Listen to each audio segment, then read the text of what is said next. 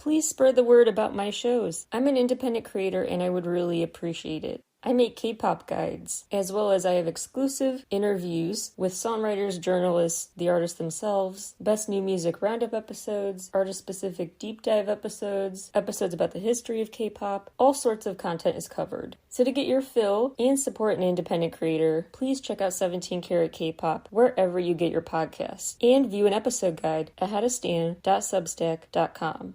Hello everybody! Welcome back to 17 Carat K-Pop. My usual caveats I have to give before I go into my picks for Best of the Month. The Best New Music Roundup I take very, very seriously. I try to get into my objective music critic mindset when I do this. I really take it seriously. My ranking and review of them. I listen to literally hundreds of new releases every month in J-pop, J-rock, C-pop, C-rock, K-pop, K-rock, Thai music, all sorts of music. So to narrow that down to 20 most standout out of all that, very hard to narrow it down. So I'm not coming for your faves or whatever if they're not on the list. It's not a diss to anyone. There can only be so many slots filled. But I hope you understand and stay tuned because at the end, I always give so many honorable mentions. So your fave might get a shout out there. Without further ado, let's get to number 20. Yena, Smartphone.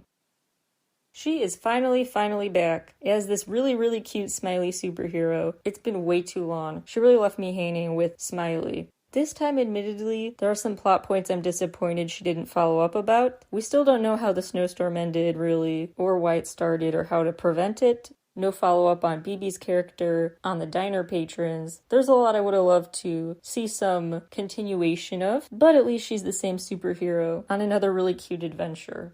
This time focused on her smartphone and cyber skills. It's very, this is such a niche reference, but I was one of those weird kids who loved this show. It's very Lazy Town-esque, just like the show Lazy Town, with its very bizarre kids' TV show aesthetic that just brings me back to Lazy Town days. Although I do think it was a missed opportunity that the guy with the chicken mascot head was not the same guy in the CCTV room in the Smiley video. That would have been a funny full circle moment. I'm very excited and really hopeful this superhero character remains in future comebacks.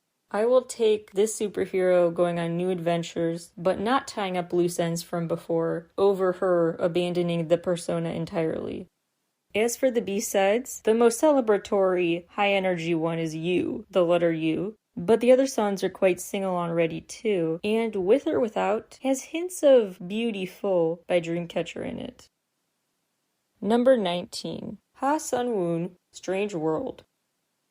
Since this is his first comeback since leaving Star Crew Entertainment, it's a fitting time to reintroduce himself and his multitudes. So on some of the songs, like Say Yes and Baby Blue, he just gives off this chill summer day vibe, the youthful sound and image we've come to know and love. Also present in the highlight medley video, where he's in this kind of 2D hand-drawn TV. But he also shows off his mature, dramatic side with the Focus music video. He's following around this mystery woman, doing fancy footwork, rocking a cowboy look. He shows off his multitudes, and just brought to us another great release.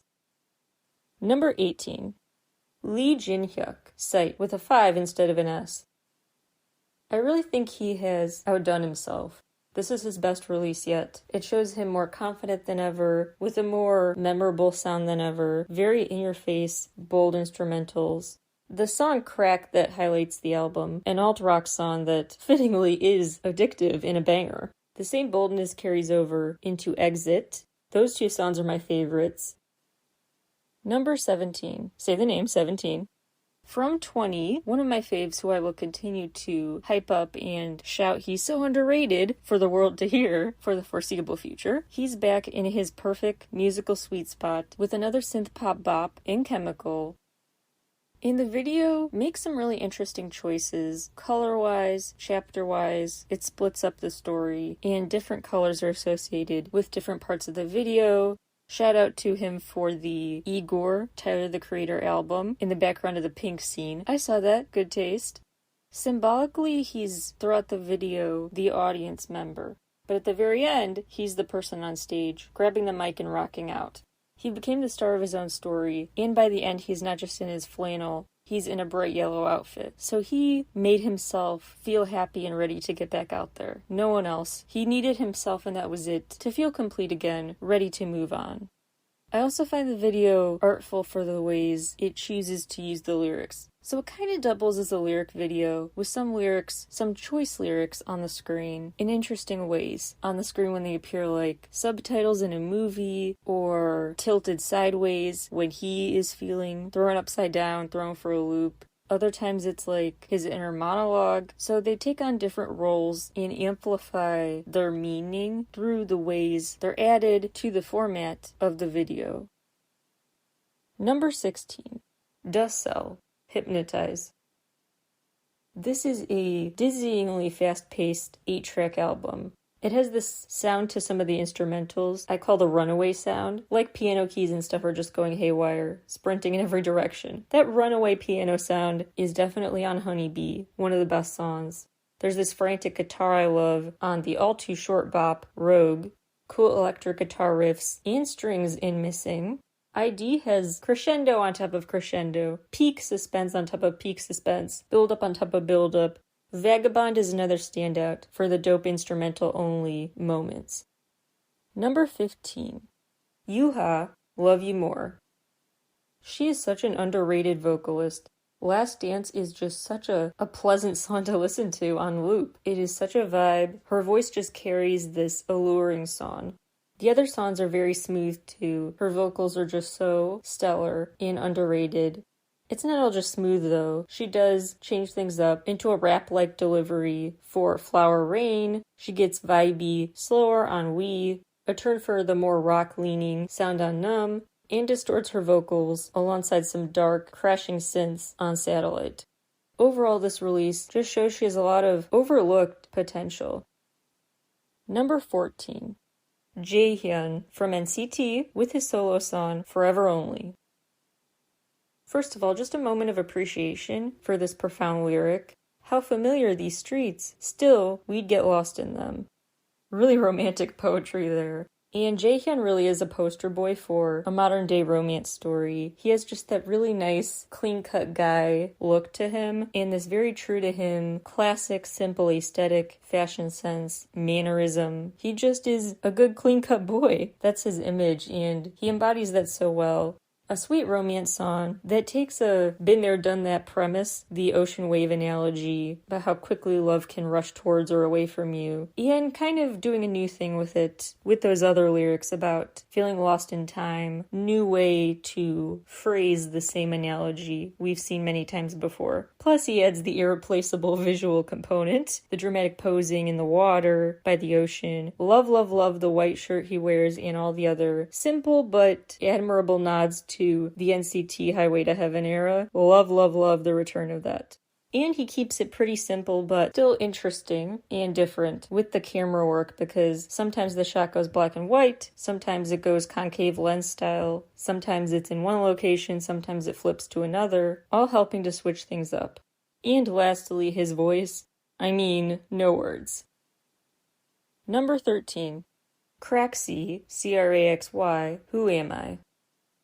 They are back, and I think they really do thrive most with this villainous, evil queen, warrior, princess kind of thing aesthetic. These cinematic, regal figures. And they're otherwise just choreography-heavy, literally dark videos. They have these really fierce red and black leather looks. Their single Undercover is a bop and a half, and they deliver the lines so perfectly with their smirks. You can kind of feel just with their delivery. Really well done. They really take on the role and excel. I think the song Lion would work really well on a playlist next to Crazy by Wonho. Number 12. Lucy, Childhood. They've always caught my eye, not just because I admire Mystic Story, their company, who also is behind Billy, but because they play their own instruments and stand out as a band for their violin string focus. Not many acts in the world of K-pop, K-pop adjacent tunes play their own instrument, let alone the violin. But they make it feel very contemporary and catchy.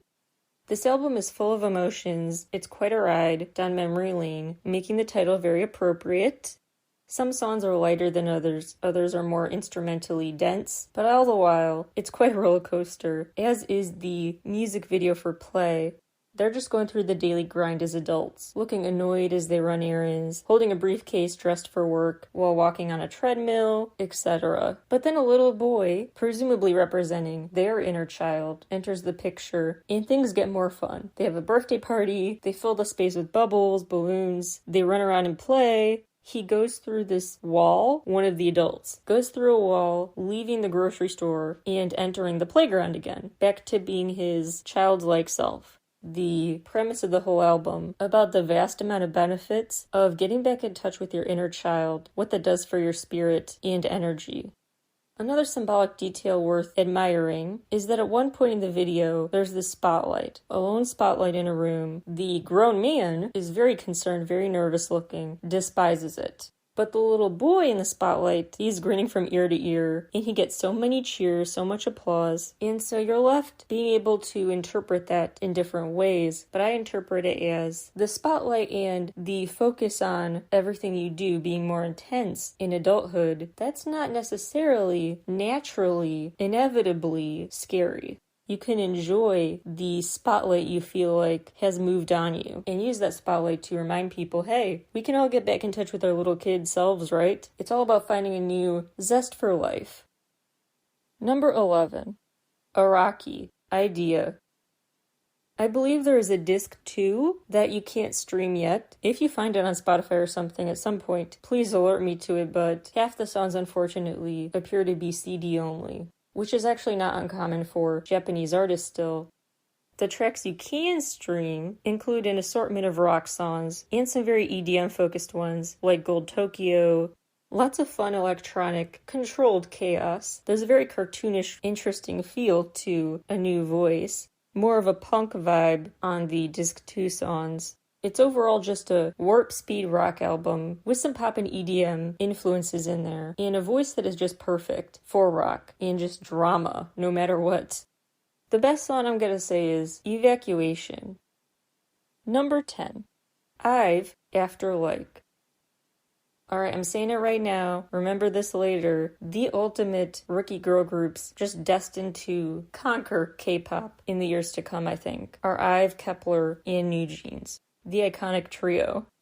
Really see a big future for IVE, and they're back with another bop, After Like. Their outfits match well with the disco flair of the song. I'm a little confused because some sources say they sampled Gloria Gaynor's I Will Survive. Other sources say it's an interpolation. I believe it's an interpolation technically. There is a big difference though, so I don't know why those words are being used interchangeably.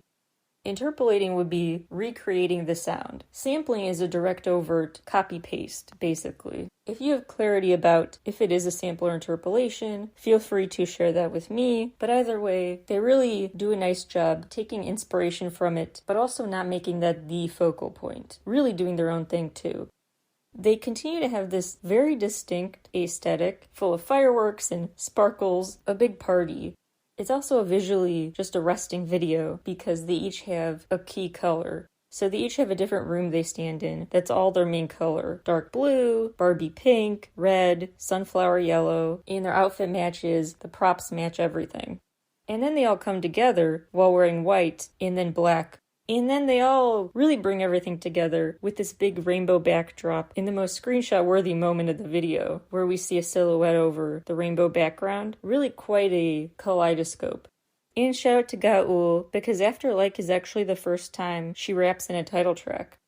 The B-side, My Satisfaction, definitely does satisfy. They really know how to leave an impact, even though they have 2 song releases. That's impressive. And there is so much to My Satisfaction. The sound effects, the way their voices do backup for each other, the guitar crashes and waves. It's really, really anthemic. Number 9. 6, CIX, OK Episode 1, OK Not. The title track 458 actually has a couple different meanings. First of all, that's the keypad number order for ILU, I love you. Second of all, those are the last digits of The Speed of Light.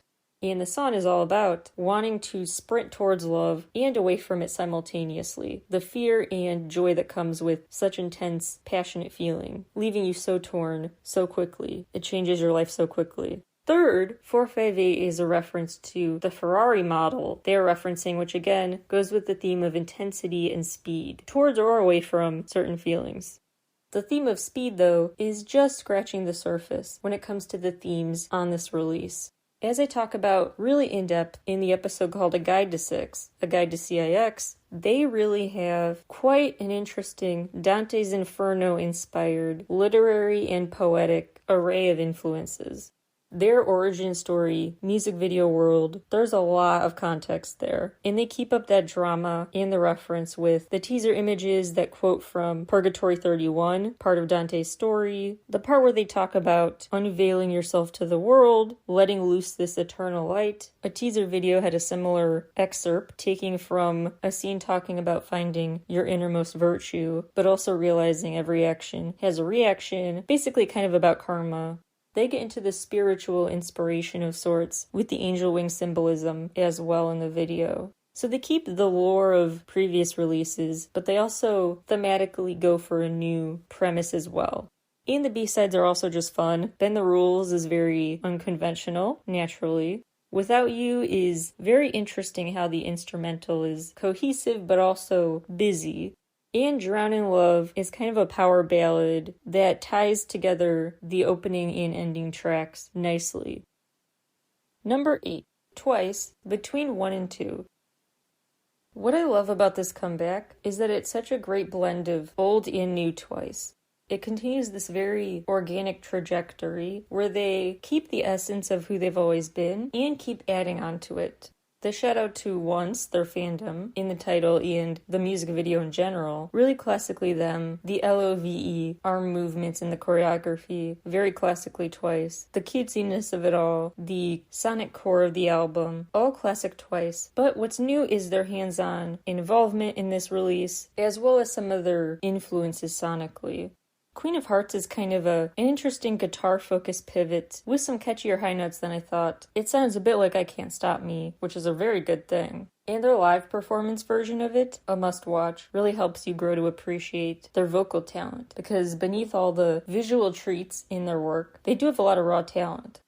They also go back to the 90s with this 90s pop-inspired melody. Love the Yes or Yes reference in the song. And that it was composed by Woo Ming Lee, who worked on Knock Knock and The Feels. There's lots of synthy fun on Basics, Trouble. Trouble has some interesting pace changes as well. The standout vocals on the album come from Brave, and more proof that they have just vocal talent is a sweet and fitting conclusion for the album, When We Were Kids, where they all sing the chorus in unison. The perfect encapsulation of how this release is this in-between stage of growing up and remembering who they've always been. They go on a fun adventure in the Talk That Talk video, breaking up into 3 groups of spies, Pathfinder, Archive, Cryptography. Their overall mission is to figure out how to hear LOVE from their fans. And the video ends with a QR code, which will take you to the Twice Instagram post where they announce their fandom name. I also must say, y'all know I'm a Nyan bias, but this is Sana's era. Sana really is just thriving right now. This concept suits her so well. Shout out to Jihyo, who composed, wrote, and provided vocal direction for Trouble. Chaeyeon for writing Basics, and Taeyeon for writing When We Were Kids and Gone. Number 7. Millet, Always You. In the music video, she wears a really cute outfit first of all. This bright yellow sundress with a manicure to match, white lace jacket on top, and she goes to comfort and hang out with this lonely little lost, Wall-E looking robot. This adorable, friendly, lonely robot is just sitting under a tree. She goes to get him, and they have a very cute montage of happy friendship memories.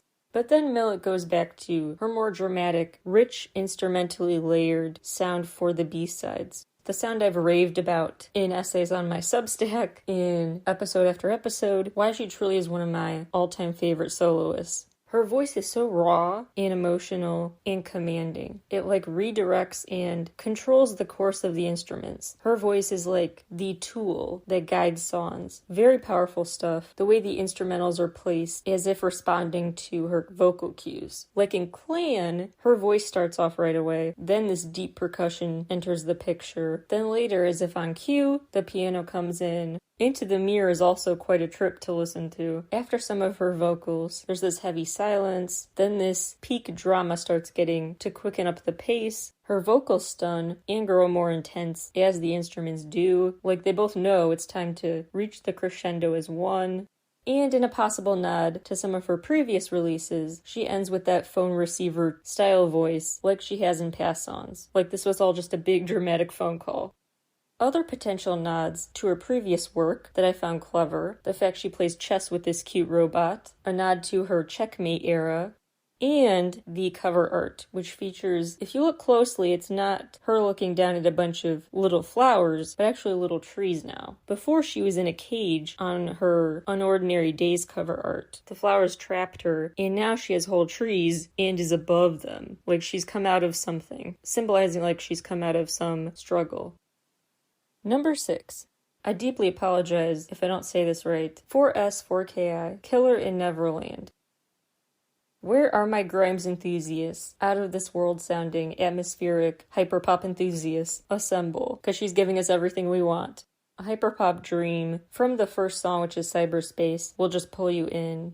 Lots of collabs on here with Mishima Soshi, who I did an interview with for the site many months ago. Shameless plug. Their vibes go really well together. They're both very unique.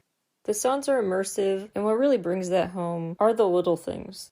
Sort of preemptive attack makes you feel like your phone is glitching, like there's a bug in your system. Bounce dance sounds like you're in the middle of a computer game. So does Bystander. Into the Darkness sounds like you indeed have gone there, in the middle of some sort of haunted ritual, dark magic situation. Sweet Dream sounds like she's trying to get on the phone with an alien. That's the best way I can describe it. Suck My Life sounds like you're listening to her piano recital from a room down the hall. Freedom Kingdom has an unsettling Blair Witch Project-esque music video. She's just really doing her own unique thing. If you want the more pop-ish sound, more mainstream pop I guess you could say, try Cross Out. And if you want something more punk, Paranoia. Number 5. Blackpink, Pink Venom. Pink Venom really showed me what the big deal is about Blackpink. If people are still like, what's the big deal about Blackpink? Pink Venom really sums it up. It's because they provide so much to look at and listen to. Like there's so much for your eyes and ears to take in that you have to keep rewatching and re-listening. So even if at first you think this sounds annoying, but there are all these details you have to pick up on in the music. So you end up re-listening and re-listening until you're obsessed. Similarly, in the videos, you walk away thinking, what did I just watch? There was so much going on there. With the choreography, with the plot, with the visuals, with the outfit changes. What did I just watch? So you have to rewatch to take in all the details. So actually, I do think part of the reason their view counts and streaming numbers are so high is because there are a lot of rewatchers and replayers. Their content just merits rewatching, re-listening. But also I do think they attract a huge quantity of individual listeners and viewers because there is just so much to process. First of all, this time they really showed this massive amount of special effects. The fire, earth, wind, water, basically controlling all the elements. They give time for each individual to kind of have their own scene that matches their personality. Jennie personally, like, in her own runway. Rosé rocking out with guitar in that really cute leather outfit. Jisoo with the pretty dress and braid. Plus, I love at the beginning, they incorporate a traditional Korean string instrument, and Jisoo gets to do the intro. She also has this hanbok-inspired design that brings to mind How You Like That. So lots of fashion to look at, possible nods to past eras. Then there's the choreography, really fun to try to do along with them. There's the ad-lib nature of some of their lyrics. There are the lyrics that nod back to other pop icons, Rihanna's Pande Replay, Taylor Swift's Look What You Made Me Do. Then there are the lyrics about being a poisonous flower that perfectly sum up the duality that is evident in a band called Blackpink. There are a lot of other nods to just the core of who Blackpink is in this video. Apple core pun, not intended, but there is an apple with a bite taken out of it. It's a black apple and the inside is pink. There's also a subtle moment where Jennie's solo choreography is recreated a bit and incorporated into a new routine. They also keep you listening and watching because they mix up combinations of members. This one I think does a particularly good job giving each member time to shine. And some new pairings I would love to see more often. Jennie and Lisa in their hip-hop outfits rapping together. Would love more of that. Jisoo and Rosé singing together for the pre-chorus and the bridge. Sort of fun fact, KBS won't play this song because they have a no brand name rule. You can't promote a brand name in your song. And there's a lyric about being dressed up in Celine. Lisa actually wore Celine to the VMAs, so that's a nice detail. On top of all of that, feast for the eyes and ears, there's also just the sheer scale of promo. They geared up for it with the suspenseful comeback teasers as usual, but also just little tidbits of news, just revealing like this is the most expensive video for Blackpink to date. Very, very vague, in some ways, suspense-heightening details. And then they lit up some iconic towers around the world pink on release day. Number 4. Be First, Be One. This J-pop group reminds me of Super Dragon in just their musical range, the range of genres they pull from. Lots of rapping and singing, electronic fun in Gifted, dramatic piano for Grateful Pain, another pop ballad with the guitar-backed Message, a percussion focus on Scream, a lower tempo song Moment, the R&B Softly, the most down-the-middle pop, Be Free, the rock guitar-focused Brave Generation. Honestly, a couple of these songs really brought to mind Gravity for me. Milli Billy reminds me of Gas Pedal by Gravity. Move On reminds me of Break All the Rules by Gravity. My favorite, though, I must admit, is still the pre-release I raved about before, Betrayal Game. Such an addictive earworm of an instrumental, with a very smooth, just loop-worthy, addictive vocal delivery. Number 3. Novelcore, No Pressure.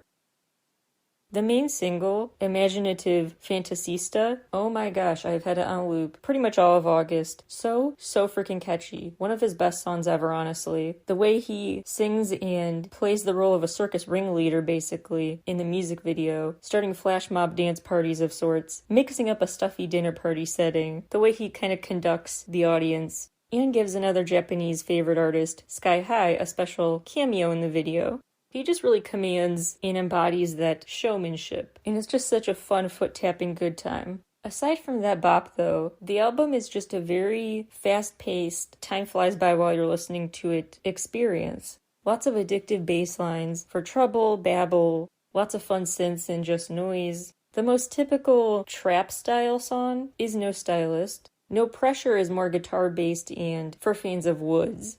Happy Tears I raved about in an earlier Best of the Month episode. That's a pre-release single with Ail the Shota. Really just fun, feel-good road trip vibes. There's an odd skit that lasts 6 seconds after that just sounds like someone pressed a button on a cassette tape or something, like indicating the show's over. And so song 9 can be forgiven for sounding out of place. Like, no, curtain closed, this separate encore thing is just the start of a different show, because it is very stylistically different. Is when he strips away his usual electronic filters and just proves he can sing raw. But all in all, a very jovial release that I am just obsessed with. Number 2. Billy, The Village of Perception, Chapter 2. Honestly, I have a whole other episode and or essay I'm toying with which option to go with, but I am going to talk at length about Billy's discography, music video universe, why they stand out to me so much. So stay tuned to this show and the newsletter and website. I have much more to say about Billy coming, but I just want to mark them on this list here. Drumroll please for number 1. Key, Gasoline. First of all, I must admit I was disappointed that my SMCU Kwanya theory brain could not go into overdrive as usual, like I did in those Aespa and Kwanya episodes, Aespa and Kwanya 101, and then Volume 2. Key explicitly said, my world building for this comeback is separate. It is not connected to the greater Kwanya/SMCU story. So I was kind of disappointed by that, because I really wanted to do some theorizing and connecting. If you were a different SM Entertainment artist, I would say you're just saying that. You're teasing, you're lying. But knowing Key and how direct he is, I'm pretty sure he's being real with us. But he does tell his own unique, compelling story, world building aside. He becomes this sort of androgynous god. It's like a mythology story, an origin story for a new ruler, meets a mad scientist story, bringing to mind SHINee's Rocky Horror Picture Show inspired Married to the Music era. Very Halloween ready, very campy, kooky, creepy in a fun way. That kind of aesthetic. Very specific to Key, but also brings to mind SHINee. Gasoline actually was not the title track at first, and he had a hard time picking a title track. It was actually almost called A-List, the song title, but he didn't like that. There were actually 30 different SM Entertainment staff members who voted on what should be Key's title track. What should the name of it be? 27 out of 30 voted against Gasoline, but Key said, too bad, I'm going with Gasoline. His vote, I guess, outweighs all the others. He co-wrote that song with Kenzie, who was actually also working on at the same time Forever One by Girls' Generation. I don't know if this is just me, feel free to share your thoughts, but Gasoline's instrumental gives me major Industry Baby vibes. The song Industry Baby by Lil Nas X, just saying. A very good thing. And also a very good thing is his return to the retro synth pop sounds of Bad Love.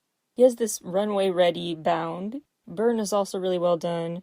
Love the wavy synth in Guilty Pleasure. Another runway ready bop in Ain't Gotta Dance. Another Life is a really standout track. It was a great choice for a pre-release. Really helped me get hyped up and excited for the full album. The song Proud, Key wrote the lyrics to, actually inspired by the parenting diary his mom used to keep. So it's a cute way to end it. And the piano is kind of unexpectedly with this bouncy beat that kind of reminds me of DKB. Of course, another B-side I have to shout out is Villain, because his voice is balanced out with Jeno's really special husky voice, and we love Jeno. If you want to hear more about the SHINee members' inspiration from retro-futuristic pop culture, I get into that in the episode called Give It Up for SHINee. Now for some honorable mentions. There are many. The Boys, Be Aware. This is totally my guess, but I think they very intentionally made Whisper an ASMR-style song. ASMR is kind of the trend they're leaning into, I think. Kooky in the best way, sound effect-filled songs too, lots of synths, chanting, guitars. The fan song Timeless is great if you just want to look at your bias dramatically, smiling and posing at some point. And it's very fitting that it ends the album, it's the special fan song they want you to linger on, and that they do sing it in unison, rather than voices that are individually, one by one performing. Shout out to Sunwoo, who gets a writing credit on every single song. And actually all the songs on here were created at least in part by the members themselves. A juxtaposition represented quite well with the fact the title track Whisper is written in all caps, and that the video is quite loud and vibrant and attention-holding. Bright pink clouds, pink smoke, a lot of props that look straight out of a Limited 2 store, so that's a fun accidental throwback. The fuzzy megaphone, the fuzzy box, all sorts of sweets that you would see on the counter at a store. It's like a trip to the mall, plus lots of cartoons, colorful flowers, balloons. It's a very, very fun, accidentally nostalgic party. Luminous. Luminous in Wonderland. Luminous really found their footing now. They finally found it, I think. Engine is a very fun, jovial, outer space playground, childlike video. Lots of just fun banter and antics among the members, goofing off, playing around like kids. Towards the end, the room turns glow in the dark. Again, kind of the aesthetic of a kid's bedroom. The album lays out a whole new sound for them. It kicks off with a music box, and then they dive headfirst into that childlike, boyish vibe. The light and fun Creature is titled ironically, I guess. Crazy is a really fun, bouncy song. There's this cool distorted bass in Hologram, as well as Engine. The best B-side, though, which reminds me of my underrated fave from 20, is Talking Myself. The most distinct from the rest of the album, so if you're not feeling the album but want to give one more song a try, the most distinct is Legend. It has the suspenseful, accelerating pre-chorus, which is where the highlight medley abruptly ends, mid-pre-chorus build-up. It's got some traditional instruments added to the mix, and it just leaves this very lasting, unique impression. Girls' Generation, Forever One.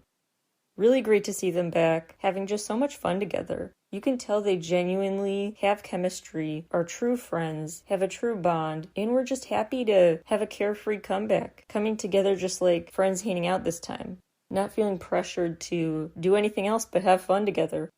They bring back some very, very iconic Girls' Generation eras, party, holiday, by choosing to go back to this vacation setting on a cruise ship with this nautical dress code.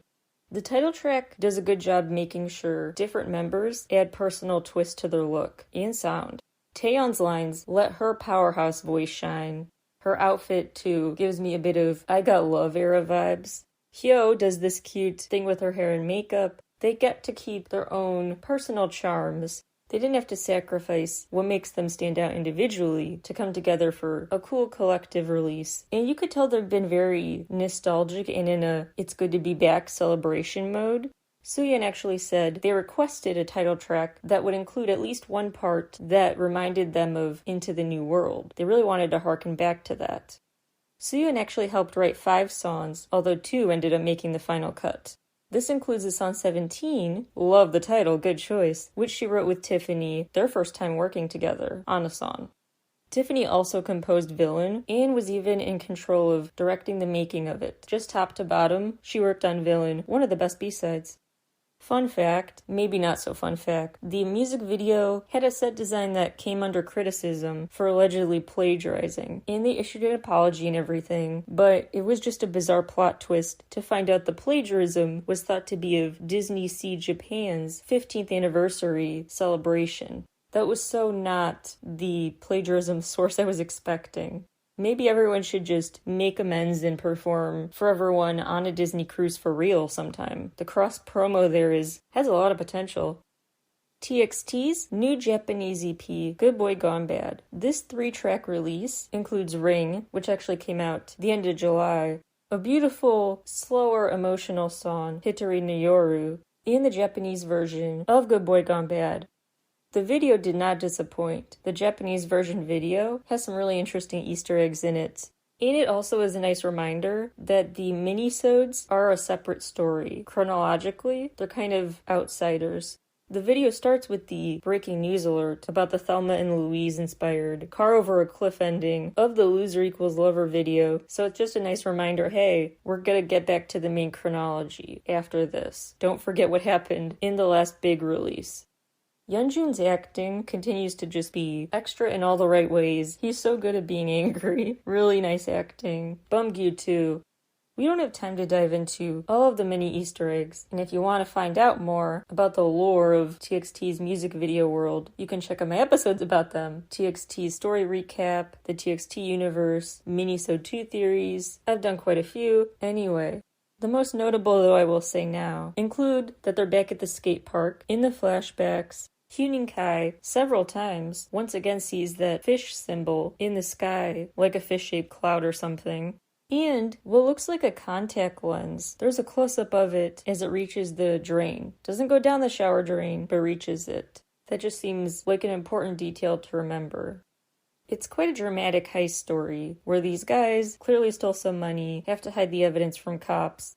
It seems very notable that one of them picks up his phone and doesn't get a response, and then it turns out Yeonjun was trying to call. Later we see Taeyeon looking very pained. I started theorizing Taeyeon was the one who called Yeonjun. So at first, no one was picking up, or Yeonjun called Taeyeon. But one of them called, the other didn't pick up, and that's where the exasperation started, because this is an emergency. They're trying to get away with robbery here. And they know that they're lashing out because of their desire for love. Truly, I love how much you can really genuinely psychoanalyze TXT's work. Because they never just do a heist mission movie or some other bad boy plot. There's always a deeper meaning to their work. And this song has that, with lyrics about embrace that boy inside of you, then fill it with the wreck I've become. They have the self-awareness why they're acting out, why they felt compelled to go bad, because they lost love in their life. They're filling their newfound emptiness with immoral things because they need some vices now to cope, because they no longer have a good relationship to do that. One other little detail about this, not worth mentioning for any real reason, just petty stuff. One of the members' phone passwords is 112 in this video. There could be a whole subplot about how easy it was to hack him. 112? Don't make that your passcode. Junie has a new rhythmic pop album / R&B album called Blank, which is a fitting name. It is kind of a blank canvas of an album. Not only the cover art is white, but the songs follow that general R&B template, but then he paints over it with his own unique colors and his own unique sonic twists and turns. So it is like a blank canvas he's adding to, which makes it very fitting that a standout on the album is called Color Me, one of the pre-release singles. It's a collab with Chunha, whose voice sounds amazing on it. It's really tied together well because these dark, moody synths start the album and end it with the songs in the front and back. There's some lower tempo songs like Getcha, Just a Number. Boyhood quickens things up. The string layer is interesting. It's got fast but gentle guitar playing. I think the promotion for this album was smartly done. The highlight medley has these interesting vocal fade outs in place of transitions. Very dramatic way to structure it, bringing sound to the feeling of past memories resurfacing and then retreating again, which is the basic theme of the video for Not About You. It's a lovely montage of happy moments in a romance before a miscommunication ruins everything. So ironically, an album called Blank, about being a blank canvas, has a single with a PSA about, you better clarify your message. Specific communication and determining who you are and what you want in a relationship and what you don't is key. So his release is both ambiguous and specific in his message. There's a cute new collaboration between Yeri and Sam Kim called Nap Fairy. It's really, really cute. This harmonica-backed, sweet, easy listening experience just pairs their gentle voices together so well. And the video and lyrics are just a sweet, childlike lullaby-type story about the nap fairy who can visit you to help you rest for a minute from the crazy world around you. Although I must admit, parts of the video a bit confusing to me. Like at first it seems like Sam Kim is the Nap Fairy character, but other times it's just like he's her coworker. At sometimes it seems like just a sweet friendship. He's her friend by day, the Nap Fairy at night. Other times it seems like a budding romance. So I don't know, but either way, really, really sweet. So it's a cross between a romance story and the innermost essence of a children's book. And one notable, really cute detail is that Yeri writes her on a picture of a bunny on her collage. So she has this bulletin board collage with animal pictures. Sam gets an animal too, but clearly Yeri thinks of herself as like the bunny, and I thought that was cute. Classic Yeri. Obviously 17 with the new remix of _World with Anne-Marie. Although I will admit, it left a little to be desired. Not as much there that's new to the song, but a bop is a bop. Vizzo, V-I-Z-O, released an album last month that deserves way more love. I didn't mention it last month, so I'm mentioning it here. Came out at the very end of July. The song Godzilla is particularly quirky and worth checking out, as well as the title track, Aha. Kumi Koda has a new song, Wings, which I honestly just want to shout out for the amazing cover art. That drawing, the kaleidoscopic colors, it is just so gorgeous.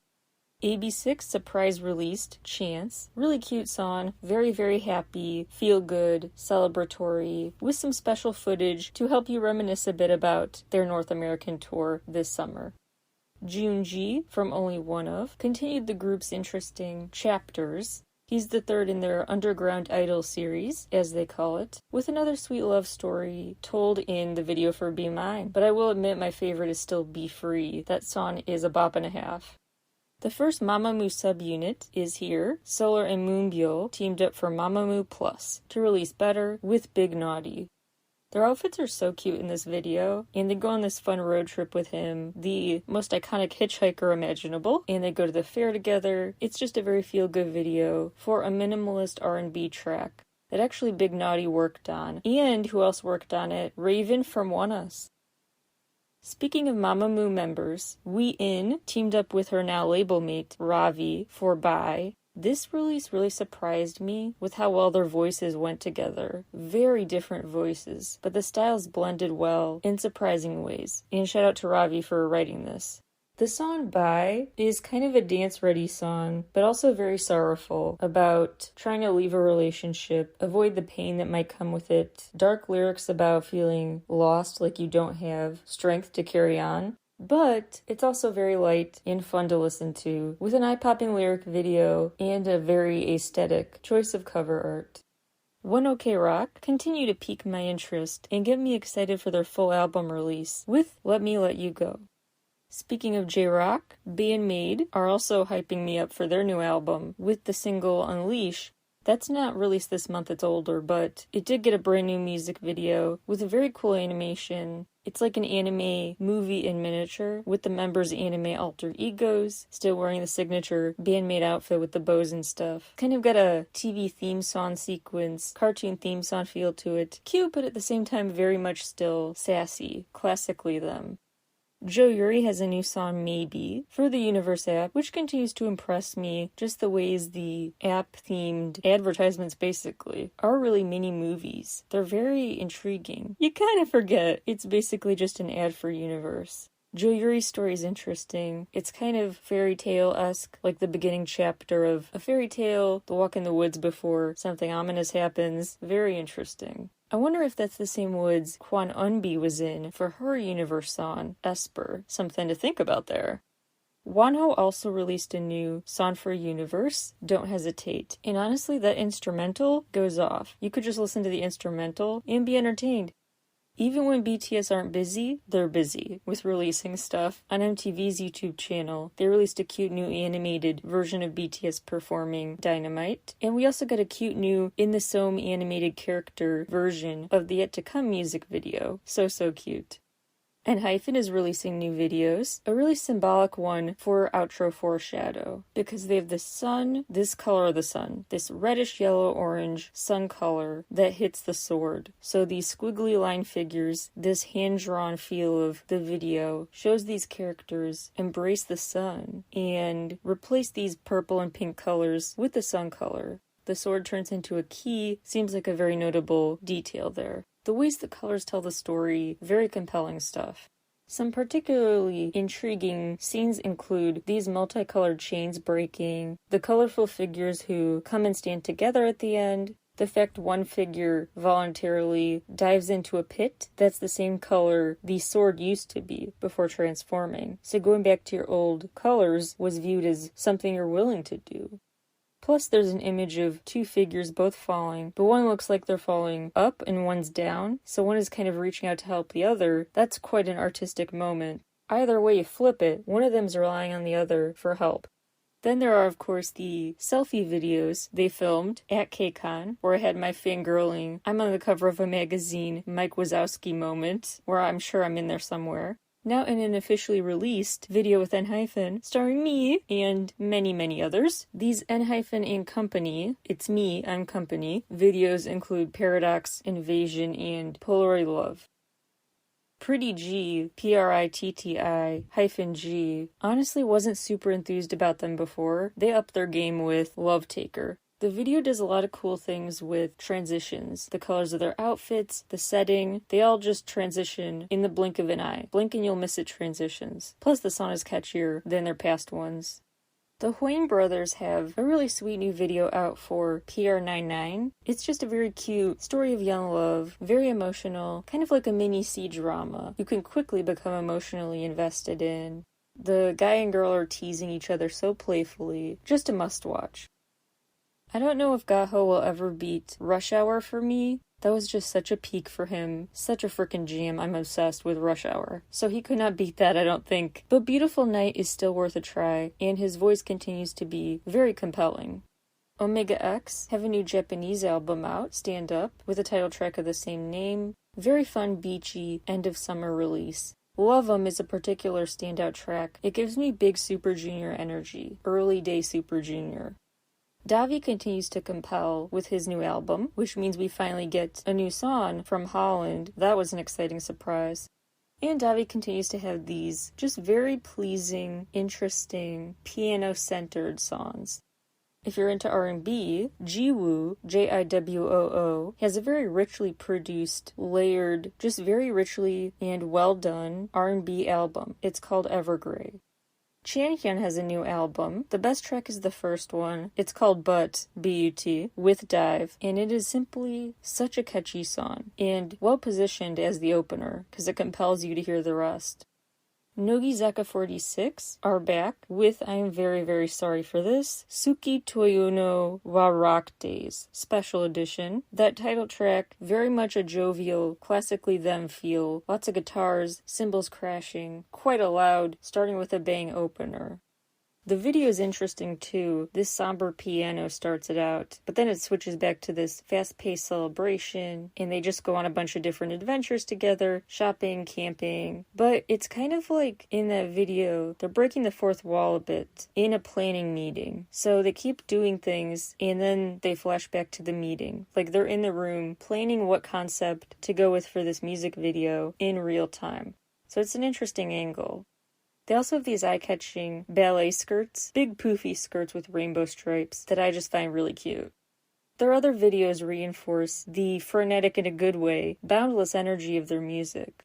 Jumping Joker Flash, very comic book-esque, thought bubbles, animated reactions, very jovial guitars and drums, this foam-filled parking lot dance scene, like a car wash was infiltrated by Girl Scouts or something. This rollicking rock jam closes off the album, and right before that I would say Song 6 is the best. Definitely good for fans of Twice, but like sultry Twice. It's more mature.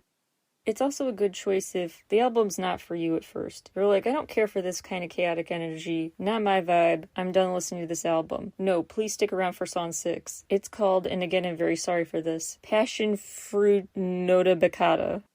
This group has always really just held my attention because there's so many of them, but also because I actually talked about them a bit in the first ever episode I had a stan called the AKB48 Vision, talking about their whole concept, and it's a long story, we won't go into it now, but from the get-go, they've been very fascinating to me. They have combined different vibes, so their songs always sound like several in one. And their music videos similarly have a lot of dimensions to them. They're definitely an acquired taste for that. But I think in terms of quirky video stories, the best might be Under's Love. That might be the most interesting. It's got this old western feel to the sound, but at the same time, the video is very vampire themed. They're in a haunted castle, in vintage outfits, sitting down for this dark magic themed feast. It ends with this dramatic, eerie whisper, flames erupting, and someone handing you, the viewer, a bouquet, a rose bouquet. Then she just has this little sinister smile on her face, walks away, and the screen fades to black. So I don't know if she just gave you a poison rose or what, but something seems sinister. It's quite an interesting premise. Golden Child are back with more synth pop fun in Aura. They have yet another song now called Miracle, which is odd. They also released Miracle in 2018, but now this is a new one. Okay. I'm glad they went back to the Lucid Dream era vibe for Replay. Sonically, well done. I also just want to commend them for pulling off a good comeback, despite the absence of their leader, so cut them some slack. Kino from Pentagon has a new solo track, Pose. He actually apparently made a lot of songs for a potential solo, but then ultimately chose Pose. He wrote and composed it with Woo-Sok, and he consulted ballet specializing dancers, trying to incorporate contemporary choreography into a very carefully crafted, very specific to him and not Pentagon dance routine.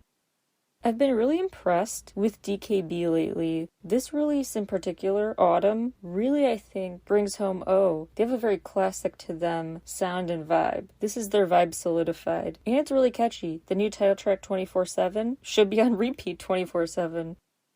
Kana Adachi has a new song, 4321, and I want to shout that out for the video, which is just so aesthetically pleasing. She's got this bright red hair, but otherwise all white setting, all white outfit down to the cute white sneakers, and she is on a rooftop surrounded by white walls, and then she starts splattering herself and all the walls around her with all of these colorful paints. It's just very almost soothing to watch her literally add color to her own world. There are also some scenes in 4321 where she's just posing in bubblegum pink in front of this very cool pinkish purplish textured wall. It's just a very artsy video.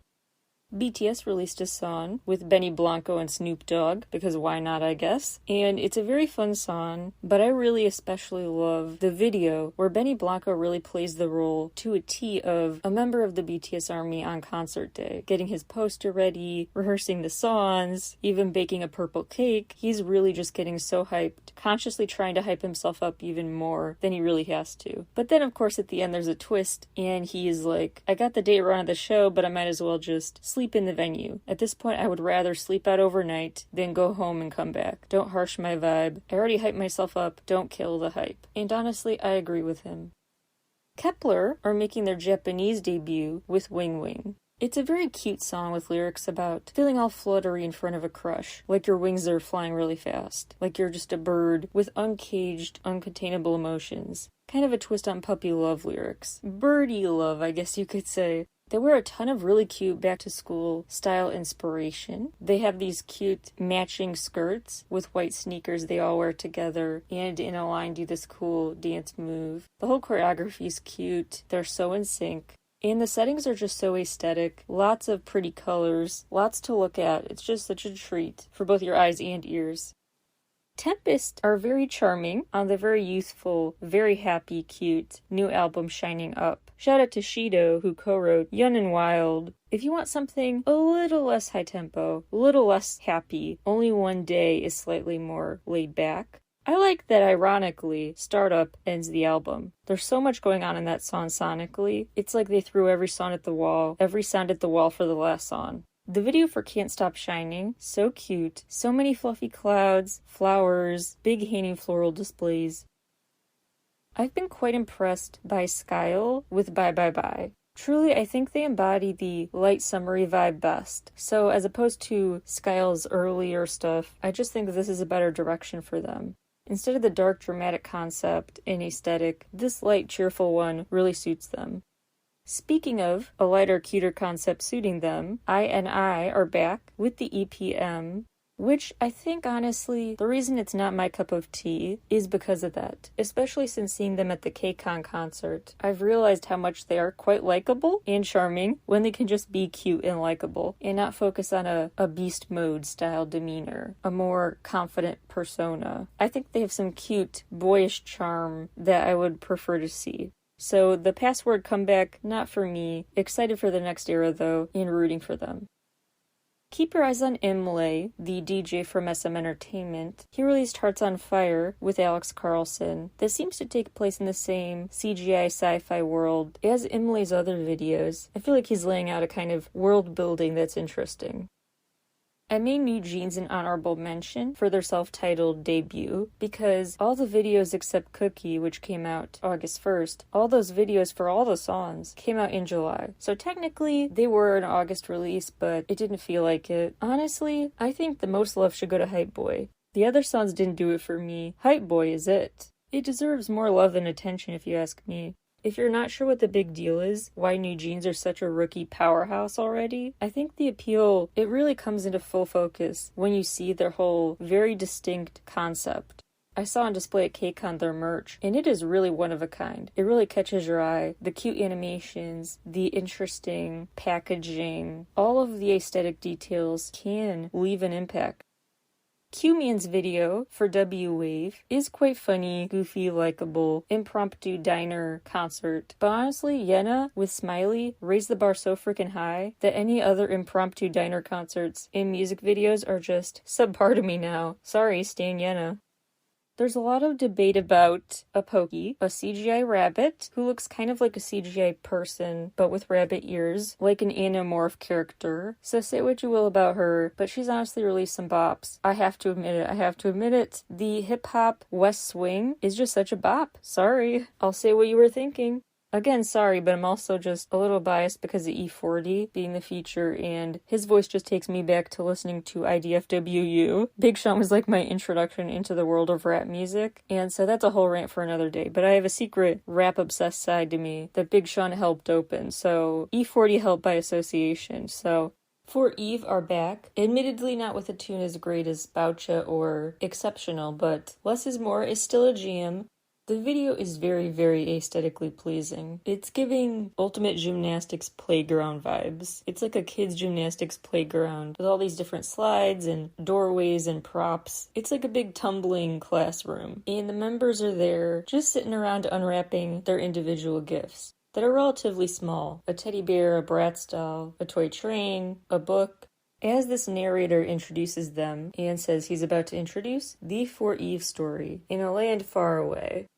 It's quite a whimsical video, and the song has a, true to them, touching message about just learning to love the little things. Not every day's good, there's something good in every day. Finding something, no matter how small, that brings you joy and focusing on it. It's the thought that counts, it's the little things in life. Less is more, as the title says.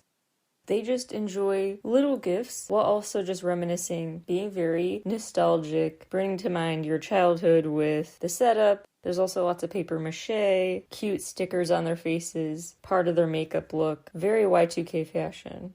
For Eve continue to have songs that have really just important special messages with aesthetically pleasing videos to go with. The last one I was really raving about was Exceptional, literally the title. They find ways to tell their story about self-worth and just living your best life in inspiring ways. Rocking Doll are gearing up for a September comeback, and presumably from this comeback, they've released pre-release singles out of the videos for Gray and Pom Pom. So you can't stream them as of recording time yet, but you can stream the videos, and you should. They gave a really interesting interview to 17 Carat K-Pop, talking about their whole origin story as elfish aliens, each from their own planet. It's an intergalactic adventure. More on my site about that. The interview tab on 17caratkpop.weebly.com, my on-brand shameless plug. But they really are an interesting group with some interesting underrated music video world building. Gray is good for that. The video for Gray, if you're into the narrative, the world building, the fantasy. Pom Pom is better if you're just in for cute outfit inspiration and fun choreography, dancing along energy. TVXQ released Utsuri, their new Japanese release. I'm honestly really torn if I love or really don't love Max Chainman's lawn hair. How are we feeling about lawn hair Chainman this comeback? I'm very torn. He looks like a movie protagonist, so do with that what you will. I also love the classically SM Entertainment thing they do, where they have that show within a show, movie within a movie premise. The Japanese boy group Generations, one of the Exile Tribe subunits, has a new album out, and I would say the can't miss track is Time Slip Love. The most well-mixed, well-produced. The beat drops, the snapping, the whispering, the bass, it all comes together in the catchiest way on that song. Speaking of Japanese artists, Sky High is back with Taku Takahashi for Fly Without Wings. He has that very artfully electronified vocal delivery in the style of Ravi. What he mixes up this time is the music video concept with these cartoonish scenes, these cartoonish superpowers. So in moments it's 2D animations, like he's in a video game or something, or his super speed power is coming from his role in a video game. It's like he's a game character come to life, and the song fittingly sounds like it comes from a video or computer game soundtrack. And I don't mean that in a demeaning way at all. BAE 173 released Odyssey Dash. Honestly, the Crush on You era was really cute, but I think they thrive most with these Dash era style concepts. The comebacks with the focus less on just the cutesy stuff and more on the world building and action. They go on this intergalactic adventure, this magical train ride to outer space basically. The must-hear song on this release, though, is probably Toes, because it's very one-of-a-kind, very PLT-esque, J-Park-esque, do with that what you will. City Noise has such a jam for a new single, Copycat. Really interesting glam rock gone wrong makeup, kind of Joker-esque, as he sings this just perfect fusion of rap, EDM, rock, and pop vibes. Rocket Punch are really thriving with that ring era retro synth heavy sound. Really think this suits them best, and they seem to agree. The whole Flash EP is full of that vibe. Any one of the songs on there could have been their title track. Girls Squared are back. Swipe Up is now paired on an EP with Shangri-La. Some cute home video, selfie-style moments help make it look more personal as a viewer, more of a parasocial relationship thing, like you're video chatting with them. But they also show the beauty in numbers, what you can do in a video with more members, each with a bright party dress, each with their own bright eyeshadow, so many different hues, lots of minty colors. It's just this big fun party, and they make sure it feels like you were invited. Speaking of style inspo, particularly for parties, you also gotta check out the looks in the video for Corner Cut Memories by Tokyo Girl Style. And while we're talking about J-pop girl groups, the duo Color Code is back. I recently released an interview with them, which really helped me appreciate them more than ever. They're a duo that's just very likable and inspiring with their approach to music. You can tell in their interview responses how truly just passionate and in it for the music they are, and how much they grasp the immense potential for music to be this universal connective language. Really insightful responses to my questions made me better appreciate their music, so make sure to show them some love. Again, their new single is called No One. The Japanese rock band My First Story, a very long-time fave of mine, reminded me just how A+ tier Reviver is with X, aka 10, their new compilation album. So if you're new to them, great place to start.